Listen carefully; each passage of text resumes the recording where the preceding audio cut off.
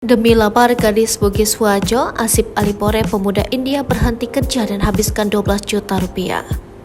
Asif Alipore angkat bicara mengenai kisahnya untuk melamar perempuan Bugis Wajo Sulsel Sharifah Hairunisa. Hal itu disampaikan influencer Pakistan yang menetap di Indonesia, Akas Elahi, melalui siaran Trans TV official program Pagi-Pagi Ambyar. Didampingi Ali, Akas menjelaskan kronologi mulai persiapan dari India hingga ke Indonesia. Ia mengatakan sebelum ke Indonesia, Ali terlebih dulu menyampaikan pesan melalui pesan WhatsApp kepada Nisa. Nisa pun membalas pesan Ali dan mengatakan kalau kamu datang kita menikah.